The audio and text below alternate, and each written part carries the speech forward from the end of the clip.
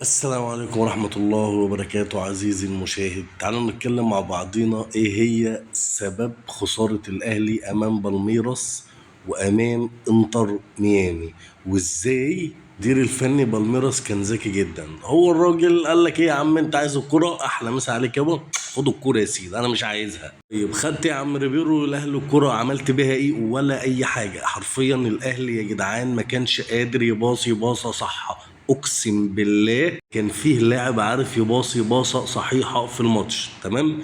طيب خلينا عشان بس نبقى متفقين، فرق ما بين الاهلي وما بين اوروبا فرق شاسع. احنا خلينا يا جدعان بامانه يعني نلعب مع الزمالك، مع فاركو، مع صن داونز، مع بيراميدز. مش عارف امتى هنبدا ان احنا ننافس فعلا كاس العالم. انا مش عارف امتى ان احنا نجيب اللعيبه دي. عندنا لعيبه بملايين، واحسن لاعب في مصر وافضل لاعب في مصر، وده يتخانق مع ده، وده الجامد، وده ما اعرفش ايه، وده برقبه ده. مفيش الكلام ده يا جدعان. يا جدعان اقسم بالله اللعيبه دي بتتفضح اول ما بتلعب مع ناس تقيله. اقسم بالله اللعيبه دي كلها بتتفضح. ما تقوليش احسن لاعب في مصر واسوأ لاعب في مصر. احنا عملنا ماتش زي الزفت يا راجل. ده انت تتفرج على الماتشات، بص ماتش بالميراس الاهداف اللي احنا ضيعنا من ايدنا كل حاجه.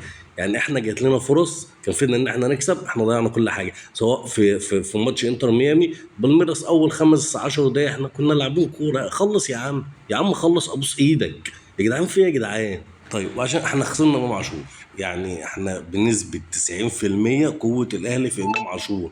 ايوه مع احترام محمد علي رمضان، عمل ماتش جامد والله، لكن امام سريع، بدني قوي، عنده حميه، عنده روح، بيشوط كويس. يعني ماتش بالميراس طبعا عملت عكس اللي الدنيا كلها متوقعه انها تضغط، لان سابت لنا الكوره.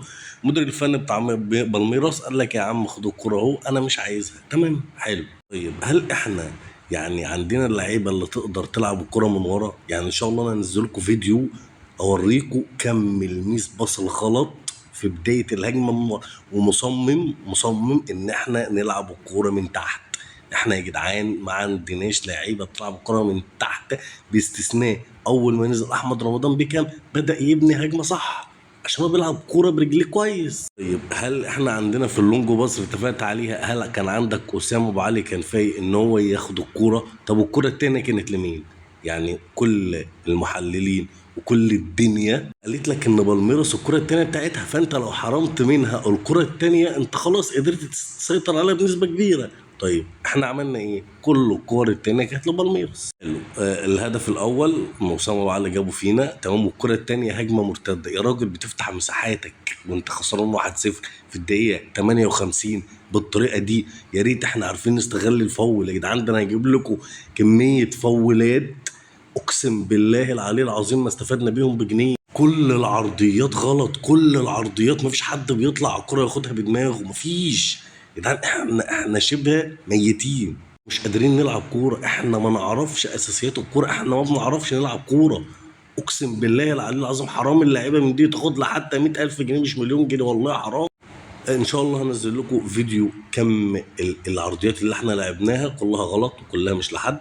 ان شاء الله هنزل لكم الفيديو بالليل. السلام عليكم.